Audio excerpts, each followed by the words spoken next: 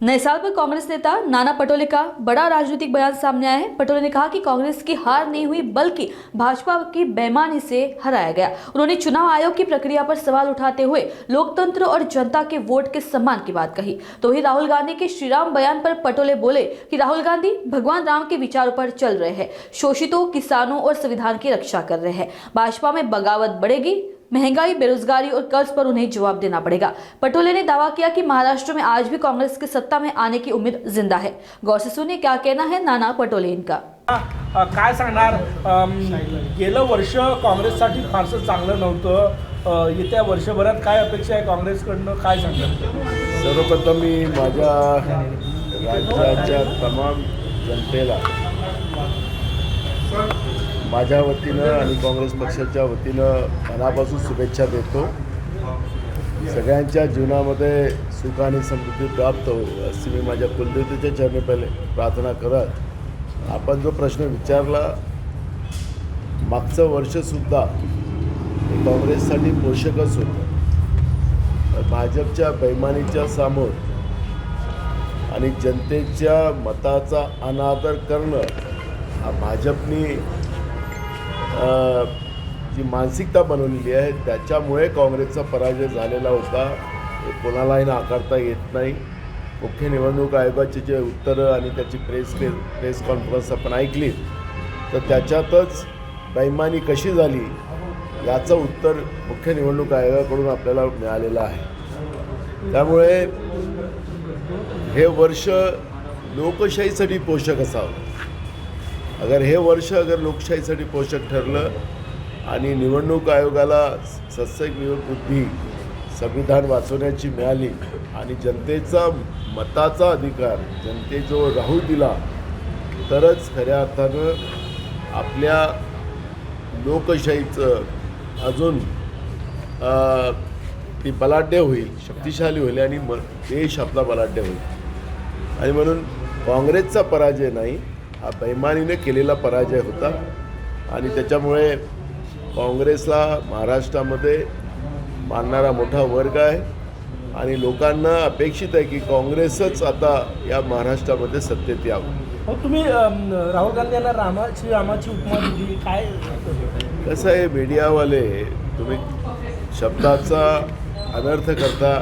मी सांगितलं की भाजपवाले आता अलीकडे त्यांना काही दुसरं कळत नाही आणि राहुल गांधीला ते खूप घाबरतात आणि राहुल गांधीच्याबद्दल त्यांनी सांगितलं की 2 वर्ष झाले भगवान श्रीरामाचं मंदिर अयोध्यात झालं, ते गेले नाही.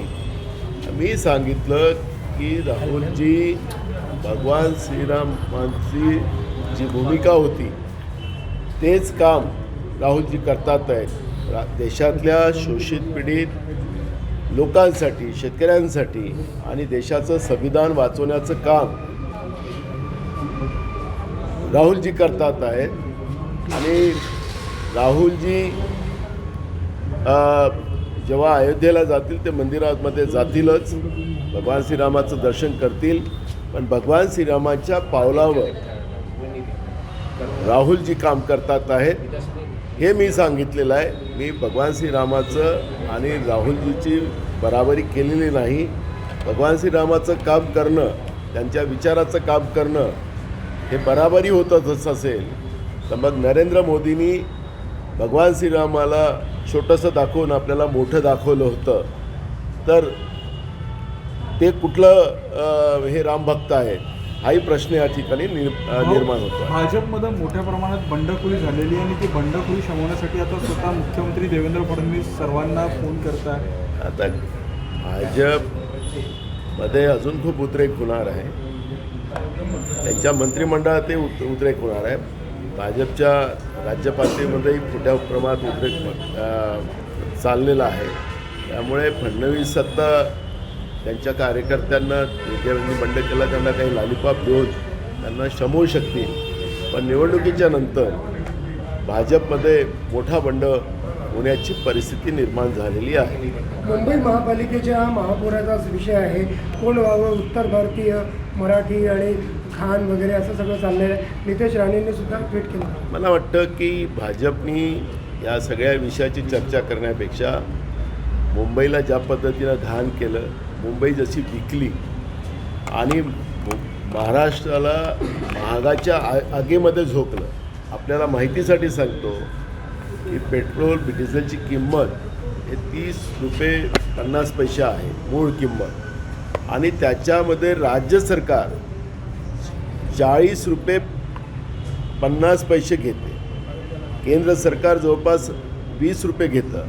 असं करून या पेट्रोल डिझेलच्या किमती ज्या 100वर गेलेल्या आहेत त्याच्यामुळे मोठ्या प्रमाणात महागाई आणि महागाईच्या आगीमध्ये लोक जगतात आहेत. बेरोजगारी मोठ्या प्रमाणात आहे आणि बेरोजगारीमुळे आज राज्यातली परिस्थिती भयानक आहे. ही शहरातल्या निवडणुका आहेत, महानगरपालिका, आणि गेल्या 5 वर्ष महाराष्ट्रामध्ये ह्या निवडणुका झाल्या नाहीत.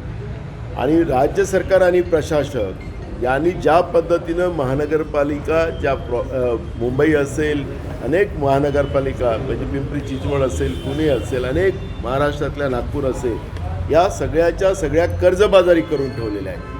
आणि मग या निवडणुकीच्या नंतर या सगळ्या लोकांवर पुन्हा कर्जाचा भार पडणार आहे आणि त्याच्यात महागाईच्या आगीत लोकांना जावं लागणार आहे. आणि म्हणून या निमित्तानं मी आपल्याला सांगतो की भाजप मुद्दामून हिंदी भाषिक, मराठी भाषिकाचा मुद्दा उपस्थित करून मूळ मुद्द्याला डायव्हर्ट करते आहे. जनतेच्या प्रश्नावर तुम्ही जा. आज तुमचं सरकार 11 वर्ष महाराष्ट्रामध्ये आहे. तुमच्या सरकारने या महाराष्ट्रासाठी, महाराष्ट्रातल्या महानगरपालिकेसाठी काय केलेलं आहे ते आपण सांगावं. आणि कर्ज घेऊन लोकांवर किती कर्ज लादलं आणि त्याच्यात भ्रष्टाचार तुम्ही किती केला ते त्यांनी सांगावं. तेव्हाच खऱ्या अर्थानं दूध का दूध, पाणी का पाणी होईल. पुण्यामध्ये अजितदादा शिंदेशी बोलून युती करण्याच्या तयारीत आहे. आतापर्यंत विरोधात होते, आता निवडणूक लागताना त्यांना युतीची आठवण व्हायला लागली. बघा, महाराष्ट्रामध्ये महायुतीचं आपण पाहिलं होतं की अधिवेशनाच्या काळात त्यांनी सांगितलं होतं की महायुती एकत्रित लढेल. मी तुम्हाला त्याच वेळेस सांगितलं होतं की निवडणुका लागू द्या, म्हणजे तुम्हाला वस्तुस्थिती पुढे येणार आहे. आता ती वस्तुस्थिती तुम्हाला पुढं आली. हे जे तिघही एकत्रित आलेले आहे, हे येईन केन सत्ता आपल्याजवळ कशी येईल, त्या सत्तेसाठी आणि सत्तेतून मग भ्रष्टाचार आणि भ्रष्टाचारातून भ्रष्टाचाराची मलाई कशी खाता येईल, याच्यावर हे तिघंजणं एकत्रित आहे. यांना कुठल्याही राज्याशी किंवा महानगरपालिकेच्या लोकांशी घेणं देणं नाही. आणि त्याच्यामुळे मला असं वाटतं की यांच्या अलायन्सबद्दल बोलावं हे चुकीचं ठरेल. चंद्रपूरमध्ये विजय वडेट्टीवार यांच्या समर्थकांचे तिकीट खासदारांनी कापल्याची चर्चा आहे, त्यांची नाराजी आहे समर्थकांची. मला माहिती नाही, मी कारण की त्या प्रक्रियेमध्ये नव्हतो, त्याच्यामुळे माहिती मिळेल त्यावेळेस चर्चा करतो. जिल्हा परिषदेच्या निवडणुकांसाठी आघाडी म्हणून समोर जाणार की काय तुमची भूमिका असेल? जिल्हा परिषदेची तयारी सुरू झाली आहे. आम्ही वारंवार सांगितलं आहे की स्थानिक स्वराज्य संस्थांच्या निवडणुका त्या भागातले कार्यकर्ते, तिथले नेते जे निर्णय करतील त्याप्रमाणेच आमची तयारी असते. भाजपला आणि भाजपसोबत असलेलं अलायन्स त्याला सोडून आमचं ती भूमिका असते. त्याच्यामुळे एकदम स्पष्टता आमची आहे. त्याच्यामुळे कोणासारखं नाकाला जीभ पुरवण्याचं काम आम्ही करत नाही की आम्ही महाविकास आघाडी म्हणूनच एकत्रित लढू, असं महायुतीने केलेलं होतं. आज त्यांचं आपल्याला दर्शन होते. हिंदी में